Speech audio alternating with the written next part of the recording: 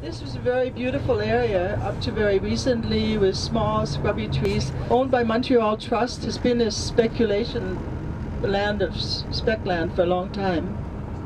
The next forest next to it is the Nottingham farm, and he's going into expropriation. The only piece of property, to my knowledge, that's actually being expropriated.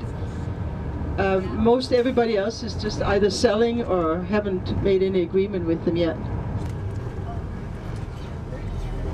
There was an overpass also on 64th, I forgot to say that, but anyway. Yeah, they're planning an overpass here. And of course, the more overpasses they make, the easier it is to access it for commercial use. And the double tracking is happening all the way, maybe even to here.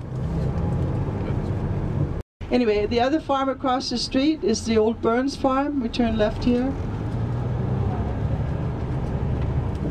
This is Byproducts farm, where cows here onto recently, a dairy farm.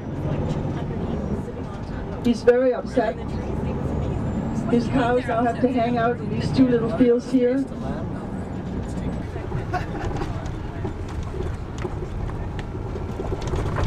Look at that. This is it, folks. This is what I wanted you to see. And when we drive on that, and on either side of the preload, you'll see pure bog. You'll see peat. See? There you go. Big ditches on either side. There are pipes. Those big pipes, they use those for draining the water. They're draining the bog. Well, it's preload they're putting on. So presumably they'll be taking it back off. If you look to the right here where the trees are, that's Delta property. The road's going to go through that property. That's where the endangered red-backed bull was found for the first time in 50 years. We have this all along this transitional bogland. It's the habitat for endangered mammals. They've expropriated or purchased land right up to the top going along here. So just have a good look.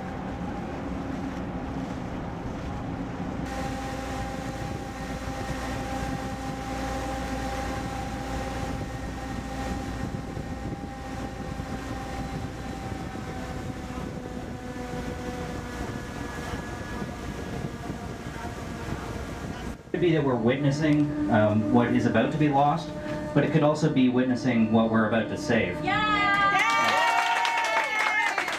And I just think it's critically important. Will you all make a deal with me? When we talk about the Gateway Project, can we never say this is what is happening, but say what could happen? This isn't what will happen, but what would happen. You know, if you look at the history of environmentalism in this province, or even around the world, you know, projects are right about at this phase when they're stopped. It's usually when, you know, the construction's just at its early phase where the general public really becomes aware of what's at stake and what's happening.